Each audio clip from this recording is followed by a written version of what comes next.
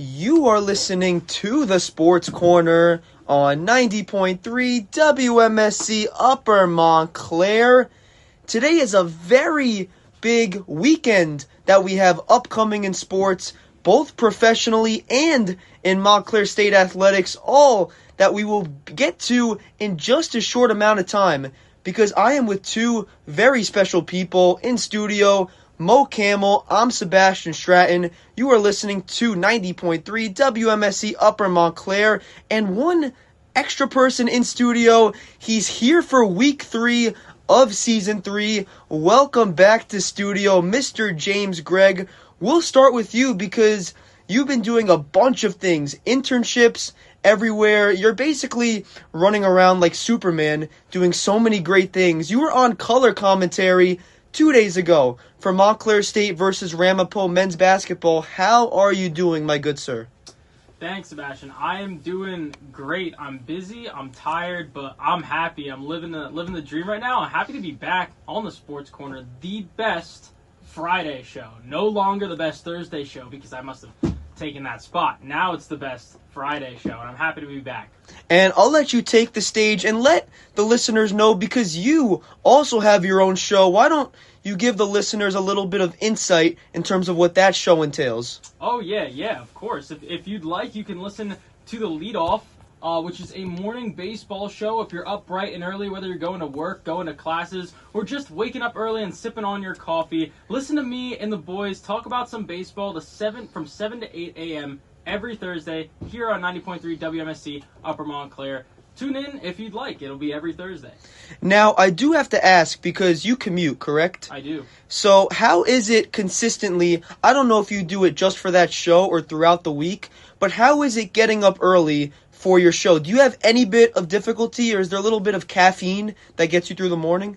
I mean, caffeine is a normal part of my everyday life just in general, but, it's not too hard waking up once you get used to it. I got used to it since freshman year when I used to wake up and do the morning news show, the Morning Buzz, which I had to wake up at 5 to be here at 6. So that was a grind, but waking up around like 6:15 is not too bad. And also doing something like that, it gives you an excuse to wake up and start the morning, grinding, Before the sun even comes up, you're already grinding, and it's a great thing to do. All part of the business, and what better way to do it than talking some ball, specifically baseball. So everyone make sure you tune in to Mr. James Gregg. And the person directly in front of me, he will be on a mission tomorrow morning. We will get into all of that. Mo Camel on the call for tomorrow's game. Number 3, Montclair State men's basketball will be taking on the Stockton Ospreys. Mr. Camel, we have a lot to get into today, but how are you doing today, sir? Yeah, I'm doing phenomenal. I mean, it's similar to James. It's been a busy week. We're on the grind, going on my mission tomorrow. And yeah, can't wait to talk some sports on the Sports Corner. Let's get right into it, because we have a lot to jump to, diving right into the water from the deep end. Let's start off. We all know it. There's no delaying it. The big story in the National Football League, Super Bowl 60, the Seattle Seahawks will be playing the New England Patriots in San Francisco for all of the marbles. First of all, we have to start this, and I honestly don't know if it was a troll or not, but some of these reporters being given the credentials to ask these we'll say it like this on the air, interesting questions. One of the reporters asked both Drake May and Mike Vrabel, is this a must-win game? I don't know. Not that it's just the Super Bowl or anything. Mo, what are we thinking about this matchup and the reporter's question? I mean, first of all, we'll start with the reporters' questions. I need to ask, who gave these reporters their credentials? I mean, like, what are we doing here? I mean, what is Drake May and Mike Vrabel supposed to answer to that question? I mean, it was just bizarre to watch. But no, in terms of this matchup, I think we're going to see one of the best Super Bowls that we have seen in recent years. Definitely, most certainly better than last year. Last year's Super Bowl, we all know what went down. Don't really need to get into that. But, I'm very excited for this matchup. I mean, I really think, like, this matchup could go really either side. A lot of matchups to watch, like, Seahawks defense versus Patriots offensive line. Which team executes, which team, finishes drives. I mean, one key stat I saw about the Patriots this morning was, like, they've punted, like, on the first drive, and it actually benefited them in a way to set the tone early for Drake May. That's kind of what happened in that Denver game that we saw a couple of weeks ago. But, this is, like, you got two quarterbacks who, honestly, maybe we didn't see going to the Super Bowl, and we'll get to Drake May in a little bit, but he was one vote shy of winning the MVP. Matthew Stafford was the 2025 NFL MVP with 24 first-place votes to Drake May's 23. And, you got Drake May, who was, as I just said, almost an MVP, leading his team to the Super Bowl. And Sebastian, you and I were talking about this before we went on the air. Like, some people might clown Drake May for, like, oh, they had an easy schedule. But no, like, some people might think that, but in reality, like, there's still NFL athletes. Doesn't matter what team you're playing. You got to go out. You got to go get it done. Doesn't matter what team you're playing. Even if they're playing the New York Jets, they're not going to take them lightly. They're going to go out and they're going to play their best ball. But, you got two quarterbacks who, have really led their offenses to this big dance. And, this Super Bowl, I mean, I definitely expect a close game. I really don't expect. I was discussing this with Lorenzo Gonzalez on Statline yesterday. Shout out Lorenzo. Like, this game is not going to be a blowout whatsoever. I'm definitely expecting tough competition. Maybe it's either we're going to see a lot of defense or we're going to see no defense. James, what are your thoughts on this matchup? I mean, this is going to be a fun one to watch. I really agree with you when you're saying I don't think this is going to be a blowout. In the Super Bowl, you never really want to see a blowout. You want to see a good game. Everybody's watching it. So you want to see some good ball. And I think that's exactly what we're going to get. And honestly, it's going to be a story of kind of who shows up, who plays to their strengths. You have Drake May, arguably the best quarterback in the NFL this season. And then you have Sam Darnold, who had his regular season was really like 2 seasons in one. He was lights out in the first half. And then the second half, he was not as good. In the playoffs so far, he's been really good.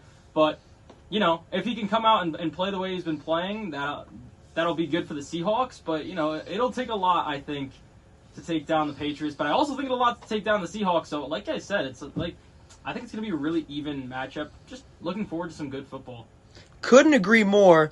I want a close game as well, but I won't complain one bit as a Steelers fan because we all know those true Steelers fans, or hopefully most of us. Lorenzo, I do have many questions to ask you in terms of why you are rooting for the Patriots, because if the Patriots beat the Seahawks this Sunday, they will have 7 total Super Bowls, the most by any NFL team, and will surpass the Steelers, and they have been tied for a little bit. So I am rooting for the Seahawks. I can confidently say that, but I can also confidently say I do think it will be a close game as well.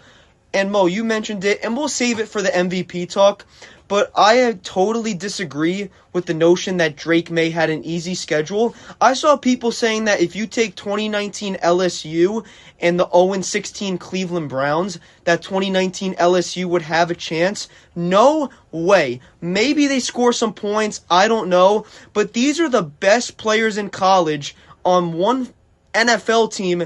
They would not win. I don't care that they had Joe Burrow, Justin Jefferson, and Jamar Chase. It just wouldn't happen. No college team is beating an NFL team. I don't care how bad they are for that season. But in particular, a very big talking point in this Super Bowl matchup is the quarterback play. We saw Sam Darnold play really well in the conference championship 2 weeks ago versus the Rams, but we haven't really seen that Drake May mojo in the playoffs yet, if you would say. Mo, we'll start with you. What do we think that Drake May has to do in particular to lead his team to victory? Is it more of making the splash plays, getting the ball to your top receivers, or is it just don't give that good Seattle defense good field position? Yeah, absolutely. And I think one thing we got to bring up in both of the games, in the divisional round against the Texans and the conference championship game against the Broncos, Drake May has been sacked a lot. I want to say 5 times in both of the games. So, like, the teams have been getting to Drake May. And, you know, he had that rushing touchdown in the conference championship game. You know, he's been doing it with his legs. Obviously, in that championship game, he had under 100 passing yards, which is something I'm looking. That's why one concern for Drake May is the question is, can he make some of those splash plays, as you just said? Can he get it to Stephon Diggs, his number one receiver? Or, you know, you want to use maybe Ramondre Stevenson. He's been good on the receiving end. You know, can you get your best receivers the football if the Seahawks defense is going to shut down your run game?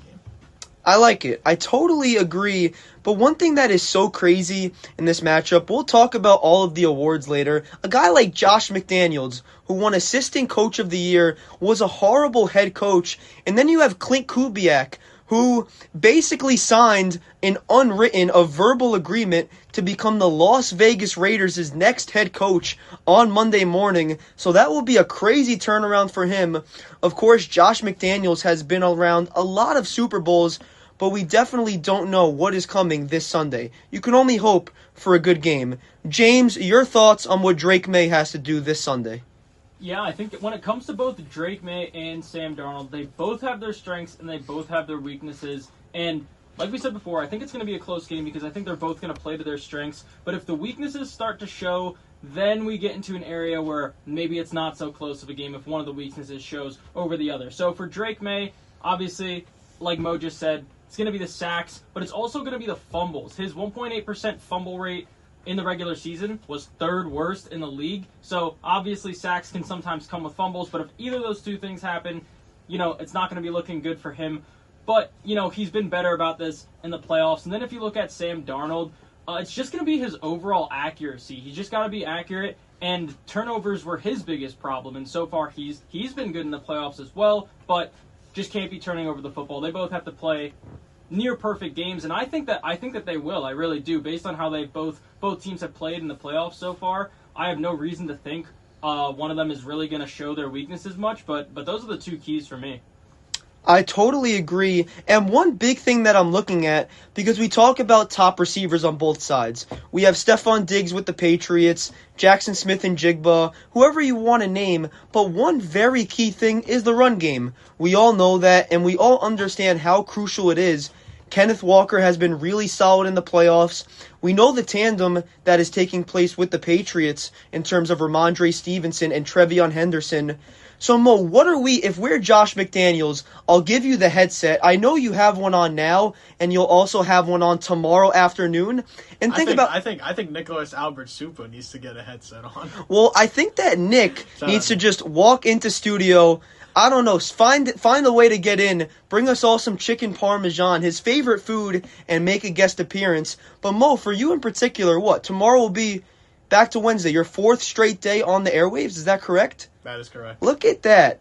Mo Camel making moves here on WMSC. But going back to this running game, back to the headset question. If you are offensive coordinator Josh McDaniels and the New England Patriots, what is the game plan to start this game? Drake May, he's young, he's inexperienced in the Super Bowl, obviously. I remember Ben Roethlisberger. I wasn't alive, but Lorenzo Gonzalez, our good and dear friend, he tells me all the stories. So, Ben Roethlisberger, he struggled in that Super Bowl versus the Seahawks as well. For a young kid, is it more of screen passes, quick stuff throughout the first few possessions to get him comfortable, or are we just letting it fly? I mean, yeah, it's not easy for a young quarterback like him. You know, like this is his second year in the league, and he's going to the Super Bowl. I mean, that's what amazed me this season. But you know, it's not gonna, like we saw it in the conference championship game. He struggled a little bit at the start. You know, it takes a little bit of time for Drake May to get comfortable. But yeah, no, I would definitely say, you know, I'd say let it fly. I mean, if we go back to the 2024 wildcard game between the Broncos and the Bills, on the first possession, Bo Nix just let it fly and they got an early touchdown. Fortunately, the Broncos did not win that game, but they set the tone early by, you know, getting I said this in a couple episodes ago. You know, try get some deep passes down the field, because if you convert one play can change an entire drive or even the game in general. And I think we've definitely seen that in these playoffs around all the games that have been witnessed. But, you know, yes, you're going to have to mix it up, you know. If the running game's not there, try to let it fly. If the passing game's not there, try to maybe get a play action. Try to get maybe Stephon Diggs down the middle. You know, like Josh McDaniels, we know what he's done this year. He can mix it up in many different ways.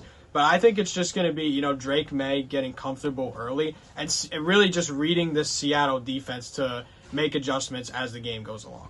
And there's definitely a big difference in terms of taking a chance, but making a throw that shouldn't be made. We all know how good the Seattle secondary is, led by Nick Emanwari, Kobe Bryant, Josh Jobe. You name all the players in that secondary, they're really good. So for Drake May, the tight ends will be very crucial. We know what Hunter Henry and Austin Hooper can bring to the table. So make good decisions, do the right things, and everything will come into play.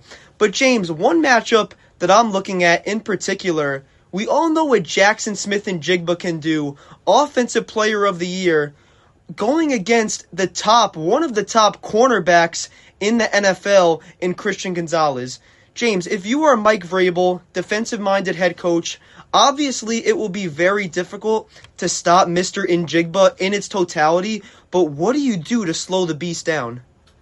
I mean, you just got to keep him contained. I think that's just comes to the biggest thing. Like I think it's on both sides of the ball too when it comes to these key players and players to watch. You don't want to do too much because at a certain point you can't just full dead stop a player like that. So I think it's just all about keeping him contained. If he gets the ball, just make sure he doesn't go the whole field with it. To make sure he doesn't do a whole bunch of damage with it. If you can keep him contained and keep him, you know, just within a humble amount of yards, just you know, make sure he doesn't do too much damage. I think that's the key to it because you know they're going to go out and have good offense on the other side as well. So as long as you can't just let him run away with it, I think it's just all about keeping him contained.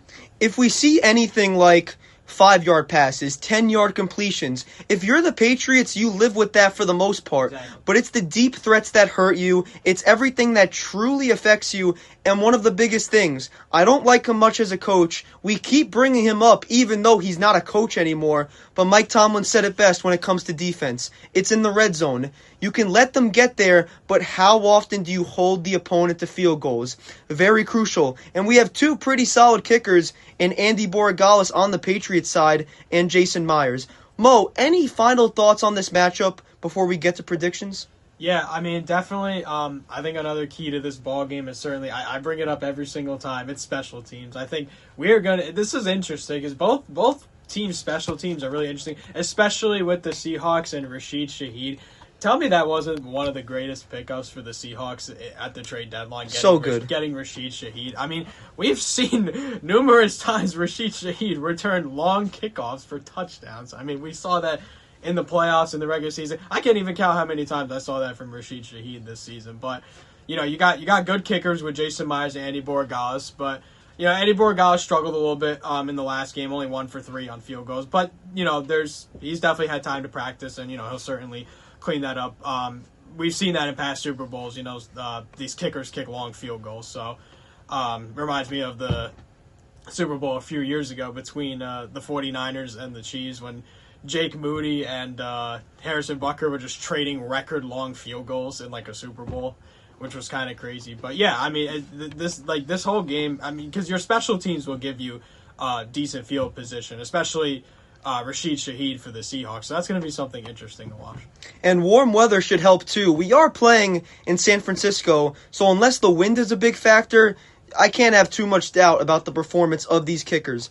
But Mo, let's hear it before we throw it over to James. Your score prediction for this matchup.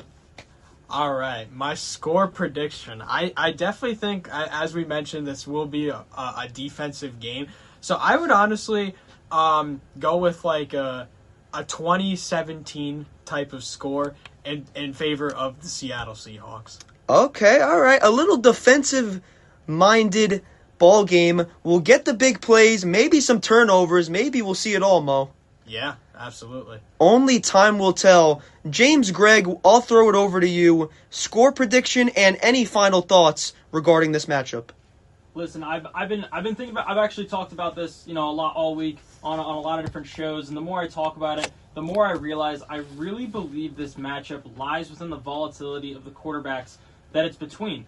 like I mentioned earlier, you could have two different Sam Darnolds come out, and you could have two different Drake Mays come out. But it really just depends, how they do. And I'm hoping for the best version of both so we could see the best football possible. But I just got a feeling, you know what, I'm actually going to change what I'm going to say earlier when I first walked into the studio earlier today. I want the Seahawks to win. I thought the Patriots were going to win. But you know what, I got my gut feeling saying that the Seahawks are going to take down the Patriots 24-21 this Sunday. And it looks like we'll get a clean sweep in studio because I am also taking the Patriots. I say 31-27 in favor of the good guys. Mo Camel, you have something to say. Let's hear it. Shall we go over the standings, Sebastian? All right, but don't embarrass me too much. You know I've gotten better. It hasn't been horrible. And we have to start James. James is on 0-0 right now in terms of our standings. You'll understand what we mean when Mo explains it. Yeah, so our current standings, we got in first place, we got the great Lorenzo Gonzalez, LG3, and Shayon Malik at 9-3. And in second place, we have Mo Camel, myself, with Nicholas Albert Supa at 8-4. And then in third place will be Jeremy Rodriguez and Sebastian Stratton at 6-6, looking for the Mike Tomlin standard. Maybe I would just rather go 6-7 and have the memes be posted everywhere in the group chat, like Shayon did when we were on panel the other day as I was trying to give my analysis. So maybe it will be for the best. So James, that's how we do it. We've been tracking our record predictions since the wild card round. First of all, I went 2-4 in the wild card round. Don't ask why I took the Chargers over the Patriots. Don't ask how Justin Herbert received an MVP vote, because that will take us to our next segment, the Most Valuable Player Award. I'll say it straight up. Matthew Stafford wins the MVP. Mo Camel, your thoughts? Yeah, I mean, I definitely thought it was going to be a close race for sure between Matthew Stafford and Drake May. But, Matthew Stafford, he's certainly going to be a Hall of Famer. In the near future. He did announce at the end of his MVP speech that he will be back next season for his, I believe, 18th season. And yeah, I wouldn't, if Drake May got it too, I wouldn't have been surprised because both quarterbacks were phenomenal all season long. It was a really tight race. But, Matthew Stafford with his unbelievable veteran leadership and just offensive display with his top two receivers being Puka Nacua and Devontae Adams, I mean, he just showed that he was certainly one of the best quarterbacks in the league. So, shout out Matthew Stafford. You really put on a show this season with 46 touchdowns. You don't see that a lot in the NFL nowadays. I'm not sure. What's the most touchdowns that Big Ben has thrown, Sebastian? That's a question for Lorenzo, and you know that. So we will have to get Lorenzo on speed dial. I put him on the spot the other day. You got him too. That's honestly the first time I've seen Lorenzo get stumped by a history question. So I don't know. Maybe Lorenzo, he still has that mojo, but he needs to be back on the Sports Corner to really get that mojo.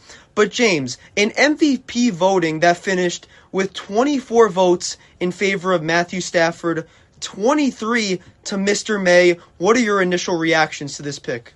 So I really thought it was going to be Drake May. I really thought he was the best quarterback. I mean, it could have gone either way. But more than anything, in this type of MVP race, I really think both guys deserved it. Drake May also only second year in the league. He's going to be a demon for a long time. Hopefully, well, not hopefully, but hopefully for Patriots fans, not for me because I don't really like the Patriots. But we know he's probably going to be a demon for a long time.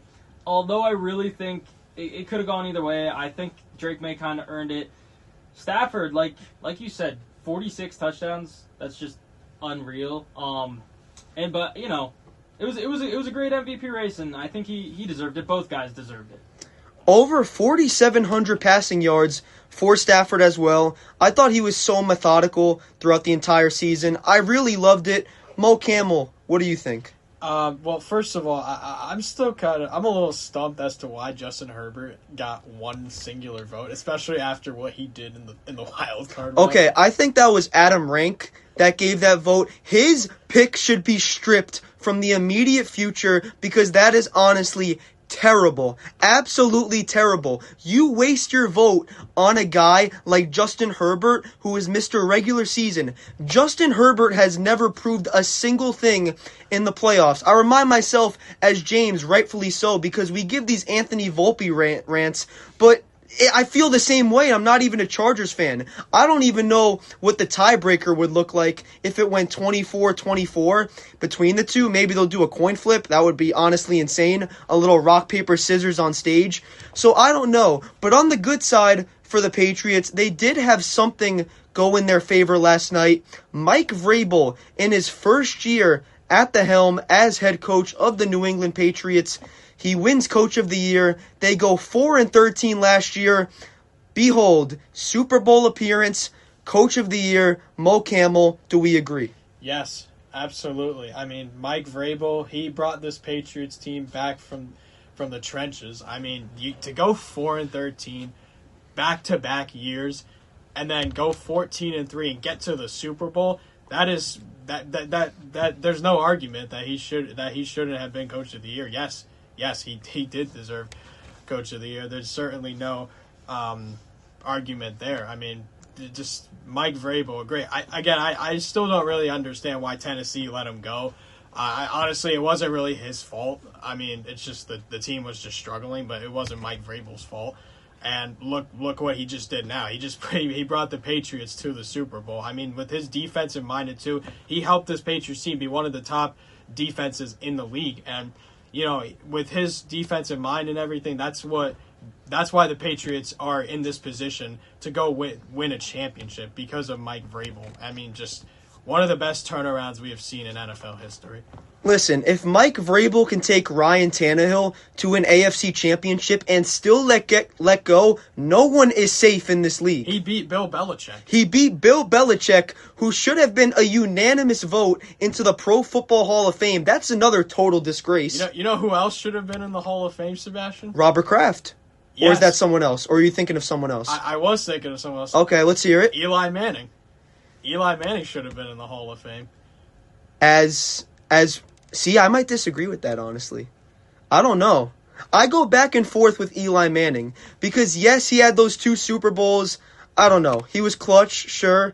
Shout out Drew Brees for getting into the Hall of Fame. Yes, all right, fine. I'll give Eli his flowers, sure. But I can't complain too much. I'm not a Giants fan, so that's not my biggest worry in the world. I just hope Big Ben makes it when he's eligible for 2027, but I don't know. James, your thoughts on Mike Vrabel?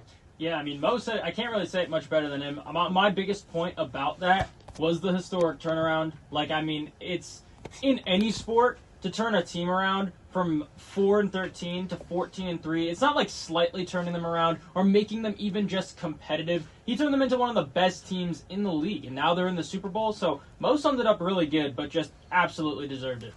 And Mo, to answer your previous question, when you asked me how many did Ben Roethlisberger have in a season, update from my dad, who is listening, shout out Mr. Stratton, it was 34 in 2018. So there's your answer. Right as the Killer Bees started to fade away, Ben, Bell, and Antonio Brown, another guy that is eligible for the Hall of Fame next year, probably will not get in due to all the crazy offseason stories that he has been a part of, but we will know someday in the future. But we are going to take a quick break here on the Sports Corner, and when Mo, James, and I return, we will shift over to Major League Baseball and Montclair State men's basketball because we have a lot to preview in that category, so don't go away just yet. Welcome back to the Sports Corner on 90.3 WMSC Upper Montclair. Sebastian, Mo, and James back in studio. Time to talk some ball. Let's shift over to Major League Baseball. James, we just discussed this before getting on. I'm sorry that this is your welcome back to the Sports Corner. I know you feel strongly about this, but the New York Yankees have decided that Jasson Domínguez will begin the season in AAA. How do you feel? I mean, it's hard to put words in a sentence when you talk about this situation that the Yankees have going on right now.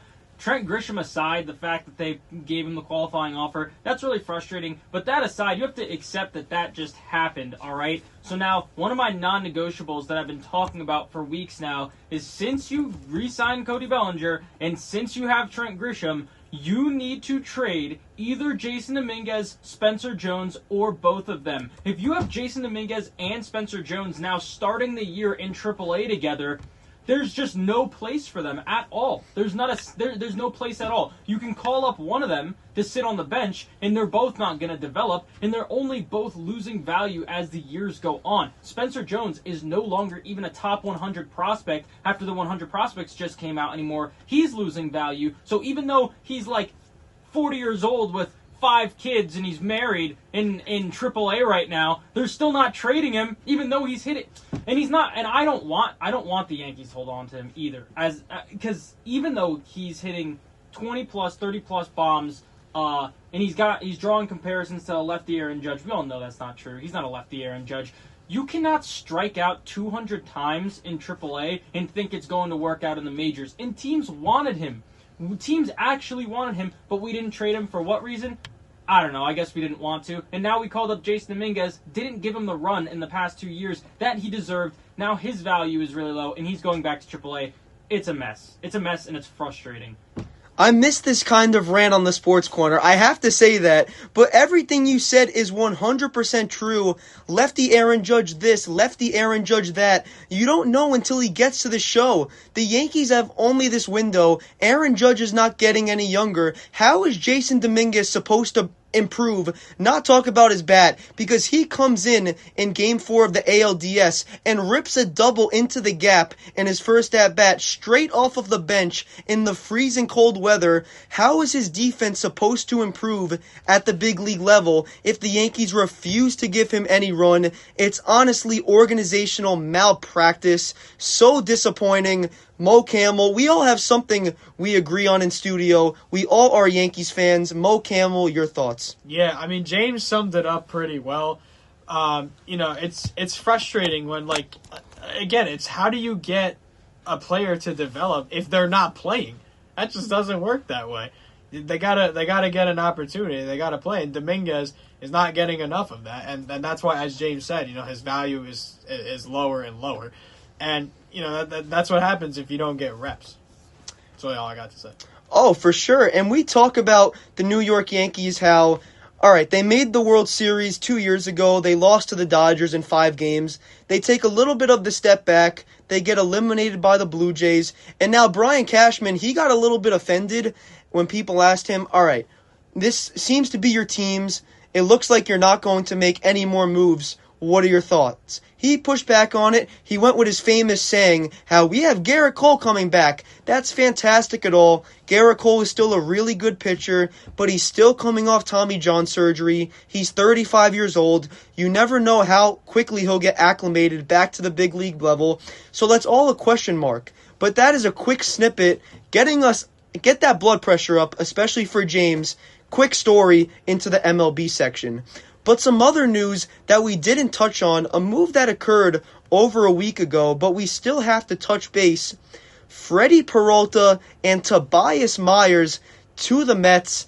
The Brewers in return receive prospect Jet Williams, a first-round shortstop from 2022 out of high school in Texas, and Brandon Sproat, a second-round right-handed pitcher in 2023 out of Florida. Everyone said, but some people are saying that this is a panic move by the Mets. Steve Cohen doesn't know what he's doing. James, how do we feel about the addition of Freddie Peralta into the Mets starting rotation? Well, if I'm a Mets fan, I'm happy about this, obviously.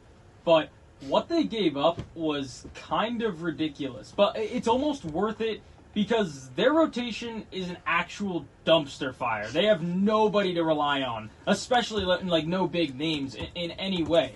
So adding the All-Star Freddie Peralta, one of my actually one of my favorite pitchers. I think he's super underrated, and adding him to the team, definitely big for the Mets. He's honestly one of the best arms in the league, really overlooked a lot of times. So now that he's in New York, he's probably going to get a lot more recognition and the recognition that he deserves. But trading Jet Williams and Brandon Sproat to the Brewers, who are historically, they have like a lab where they take these prospects and just make them into super players. So Jet Williams and Brandon Sproat, two prospects. Brandon Sproat had a little bit of time in the league last year, but Jet Williams too. Two prospects that have a large amount of upside. The Brewers are going to take them downstairs to the basement into their lab, and they're going to pump their superhuman, juices inside of them, and I think they're going to be insane for the Brewers. So I think they got a great haul. But throughout all of this, you forgot about Mets superstar starting pitcher Clay Holmes. Did you forget? Oh no, I didn't forget. What about? I made that pretty clear when I said they had a dumpster fire. All right, so he's right at the top of that dumpster fire. Yeah, he's the fire. He's the fire that's lighting the dumpster. All right. Yeah, and what about Nolan McLean? I mean, his tenure with the Mets, I was watching the guy. I mean, he was, just unbelievable. But, now to talk about the Freddie Peralta move, I mean, I agree with James. I think, what the Brewers got was a couple of great young players. But also we have to remember that the Brewers, they had such a young team last year, and they had the best record in the MLB. So they feed off of young talent. And I mean, for the Mets to get Freddie Peralta, yes, it's a great move for them because, they needed an ace, as James said, a dumpster fire with the starting rotation. But, no, I mean, if you're a Mets fan, you should be happy because, you got an ace in Freddie Peralta, who was one of the best pitchers in the league last year, certainly in the National League. He made an all-star team. He led the Brewers to having the best record in the league. And, the Mets, if they could figure out the rest of their starting rotation, I think they could be a solid team this year. Minus Freddie Peralta, who finished 2025 with a 17-6 record, a 2.7 ERA, and 204 strikeouts. That bullpen is looking like a Thanksgiving leftover meal. You have the whole crew coming back from the Yankees in Luke Weaver, Devin Williams. You have the whole band together. I don't know. I really hope. I never root for certain players to fail, but I would love it if Devin Williams just crumbles in New York. I do not like Devin Williams. James, you might. I don't know. Am I going insane? Listen, it's not that I dislike him. Because I dislike him. And listen, he was having a rough time. He was having a rough time last year. He just looked upset.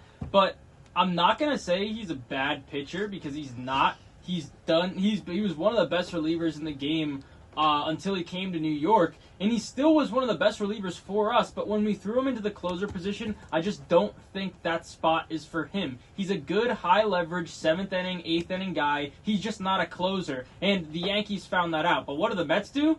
They're going to make the same mistake that the Yankees did. Throw him in the closer role. They get rid of one of the best closers in the entire league in Edwin Diaz, arguably the best closer in the league, and they're going to replace him with Devin Williams. And I think that is going to lose them so many more games than Mets fans actually anticipate. Every time Devin Williams was on the mound, he looked like a golden retriever that didn't receive a treat after dinner. He had this sad look on his face that it was everyone's fault in the world except his. He always had this sad look on his post-game press conferences. Very disappointing from the Yankees' perspective. Maybe a good thing that they got rid of him. Obviously did not pan out in New York, but the New York Mets have a new ace. And in other big league moves, Eugenio Suarez to the Cincinnati Reds on a free agent contract, 1 year, $15 million, slides into that designated hitter / third base role. James, what do you think? Can the Reds finally make some momentum in their division? Because we know that they get a little traction with Terry Francona, All-Star break shortly after, but can they put it all together? You know what I think? Do you know what I think, Sebastian? Let me hear it. I think Trent Grisham is getting paid $7 million more than Eugenio Suarez this coming year. Insane. That's what I think about this. But as far as Eugenio Suarez goes, I think this is going to be a huge addition to this Red squad. Familiar face, he spent a lot of time there before, and he succeeded there before in a very hitter-friendly ballpark. But I think this is bigger, not only just for Suarez, but for Elly De La Cruz, who is kind of like the main guy on that squad when it comes to offensive reasons. He no longer has to be looked at as like the guy in the middle of the lineup. Elly can go do Elly things now. He's a very versatile player. And now with Suarez batting behind him, instead of Elly having the stress of having to drive in those runs, he can be those runs driven in. So I think it's going to do great things for their offense this year. Mo Camel, what do you think? Yeah, I mean, definitely James summed it up really well. I mean, Eugenio Suarez, it's a familiar place for him. He was with Cincinnati for many years. even though Cincinnati wasn't the best team, but they would still, Eugenio Suarez was still one of the best hitters in the league. Even this past season, he tied his career high with 49 home runs, which he hit back in 2019 when he was with the Reds. That's how really I knew Eugenio Suarez. Like he was hitting a lot of home runs back when he was with the Reds. But now him being back in Cincinnati, he's 34 years old now. He's still one of the best home run hitters in the league, in my opinion. Definitely with this young Reds team that they have, they got some great young pitchers as well. I think the Cincinnati Reds really do, with Eugenio Suarez batting behind Elly De La Cruz and the speed that he has. He could certainly give you trouble on the bases and at the plate. But it's a great move for Cincinnati. I mean, I am kind of surprised that Trent Grisham is getting. I didn't actually know that until you mentioned it, James. That Trent Grisham's getting that he's getting paid more than Trent Grisham. I think he deserves a little more than what he got. But this is a great pickup for the Reds, and they can make some noise in the National League Central this upcoming season. Maybe we can get Trent Grisham in studio. He can talk a little ball, talk about how he fleeced the Yankees, how he's back in center field, taking more repetitions away from Jasson Domínguez. You love to see the absolute robbery in Major League Baseball with a tear coming down my eye because it doesn't make a lot of sense. But part of that sentence does make some sense because there is a tier on the Montclair State men's basketball team, and that is how we will transition to the final segment on the Sports Corner. Mo has a grin on his face. James was a part of the action. I was in studio. We are all creating this triangle that we have to get to. Mo Camel, preview this matchup, records, everything. What is on the line? I mean, we have a matchup that we all witnessed 4 weeks ago, a game that stars aligned. They battled the entire way, and we saw, words being exchanged, technical fouls, game of runs, stars shining bright, I should say, and we saw a miraculous comeback at the end of that ball game, which resulted in Montclair State scoring 6 points in 6 seconds to pull off one of the greatest comebacks in all of Montclair State basketball history. And we witnessed certainly an all-time classic in Montclair State men's basketball history, because tomorrow afternoon at 1 p.m. Eastern, it is the rematch of the Montclair State Redhawks and the Stockton Ospreys.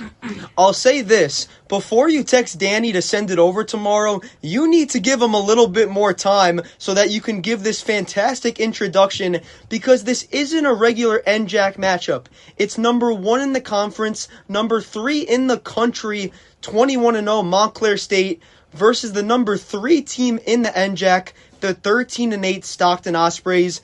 James, as we mentioned earlier on in the show, you were on color commentary with the great Danny Valverde Suazo between their game versus Ramapo. What was your great thoughts on that matchup? Because obviously you were right there for all of the action. Yeah, this basketball team, we've talked about it, as each game goes on, you're looking at just such a well-oiled machine. It is going to be nearly impossible, in my opinion, for any of these teams, at least in our conference, to try and beat them when they're all on. Now, anything can happen on any given day, but if the Redhawks can play like they did against Ramapo in their recent matchup, and like they've been doing all year long to give them this illustrious 21-0 record, it's just going to be nearly impossible for any team to beat them. And you know what? Stockton came close. They came oh so close. And for a minute there, they had them on the ropes. They were about to go down. But it's just the resilience, and it's about the fact that you can talk about the stars of the squad. You can talk about Cabrian Goss. You can talk about Morales. You can talk about all those guys. But it's really just about the team as a whole that just works together so well. If you look at the stat sheet from the last game, everybody up until the last 5 minutes in the second half, everybody who touched the court had points and stuffed the stat sheet. So it's just about what they do as a full team, as a full working engine, instead of just like one or two players. And to me, that's what makes them such a hard team to beat. Coach Potts has said it in multiple interviews. He's not similar to most coaches in the sense that he doesn't use 7 or 8 guys. He truly rotates 11 guys out throughout the entire 40 minutes. It's not even a concept of, all right, final 6 minutes of the game, let's get your best guys out there. Of course you want to have Cabrian Goss out there. Of course you want Jacob Morales to be lights out from 3. But he has no problem going to his bench. Ryan Castles, Mason Tier, Ahmad Robertson. I honestly don't like to categorize him as a 6th man. I categorize him as a 6th starter. He is so good. He deserves to be a part of that conversation. And looky, if you look at the top 25, Mary Washington, number 2, they lost on Wednesday. University of Chicago, the number 1 team in Division III basketball, they play the number 7 ranked team in Emory College. If University of Chicago loses Sunday and Montclair State wins, they have a very legit and clear path to the number 1 overall team in the country for the Week 10 on next Monday. Those rankings, I'm so excited for it. Mo, you will be on the call. Give me a player to watch for Montclair State. Yeah, I mean, it's certainly Jacob Morales, I think, because he has scored 20-plus points in 2 straight games for the first time since November. I mean, how crazy is that? I mean, Jacob Morales has been on a heater the last 2 games, and the last matchup against Stockton, he was struggling in that first half, but he got it going in the second half and hit that key 3-pointer with about 4 seconds left to give the Red Hawks a chance, and that's when Cabrian Goss got that steal and hit a tough fadeaway out of bounds to give Montclair State the win.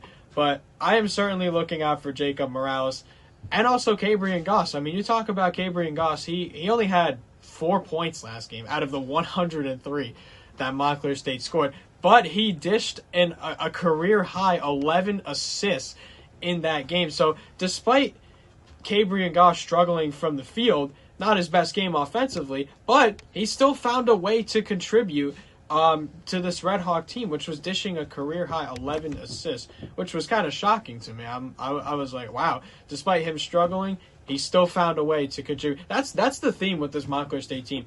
Even if one person struggles, they still find a way to contribute in some way off the court, and that is the whole reason why they are number 3 in the country. And it's so much fun to watch because you truly, as we said, we never know who is going to step on the bench. Will it be Ahmad Robertson assisting and orchestrating the offense? Will it be Ryan Castles draining threes? Kevin Beck, Andrew Martin posting up players down low? You truly don't know who is going to come up big for this Montclair State team. And as all 3 of us mentioned, that's what makes them so deadly. James Gregg, your player to watch for Montclair State in tomorrow's matchup.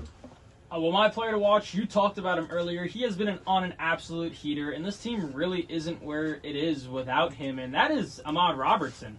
The fact that he can do what he can off the bench for this Montclair State team is just, it's a huge difference maker that a lot of teams don't have the luxury of having a guy like this. So, and on the 28th against William Patterson, he's got 19 points in 15 minutes. On the 31st against Rutgers Camden, he puts up a double-double with 13 points and 10 rebounds. And then, most recently, against Ramapo, 17 points, 7 boards, 3 assists, and 5 steals. His fingerprints were all over that game. And although he's not throwing up 30 points every game, he doesn't need to because his other effects have the same effect, if not more, as if he was just scoring points. So he's my player to watch.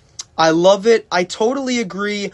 But one thing that I'm a little bit iffy about, Mo, you will be on the scene, as we've mentioned multiple times. It's this Montclair State defense. Sometimes they look very good, but sometimes they do have struggles. No team is perfect, but that's okay. Stockton, as it is, has 4 different players with 10-plus points per game, led by guard Justin Harper with 14.7. What does Montclair State have to do defensively in order to slow this unit down? Because we have 2 teams that are 8 and 9 in terms of opponent points per game in the NJAC standings.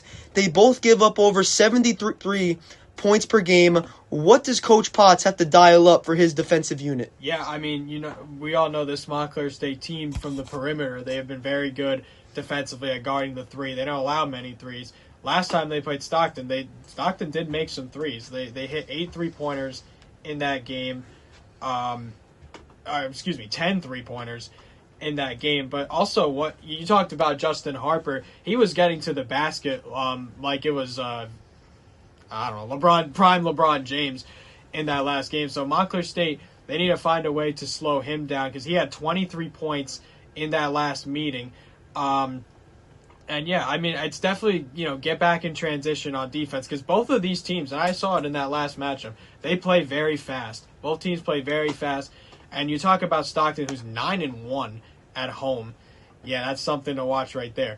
But Montclair State, we've also seen that they have been very good on the road in terms of putting up points. I mean, sometimes I can't determine whether they play better at home or on the road. It's kind of even at some point, but sometimes I feel like they play better on the road for some odd reason. I don't know. I'm just getting a weird feeling, but it's definitely like this team certainly has a lot of guys that could score. And definitely one guy I think none of us mentioned is Eric Campbell, who won Defensive Player of the Week with 13.5 rebounds over the week.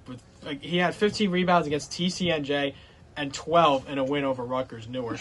So Eric Campbell has been on a hot streak in terms of the glass, so that's certainly going to be something to watch. And you talk about this Stockton team who has been hot since that loss to Montclair State. They are 6-1 in their last 7 games, and that only loss was to another heavy-worthy opponent in the NJAC, and that was the TCNJ Lions in double overtime.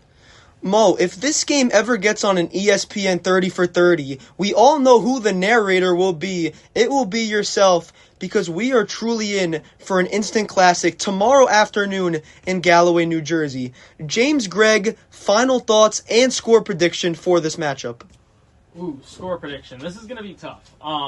As the final thoughts, I mean, I had the luxury of watching this Montclair State team up close and personal a few days ago. And I think it really just comes down to their defense. In their defensive unit as a whole, like I mentioned, they play everything as a team, and it's not just a couple people, which makes them such a hard team to beat.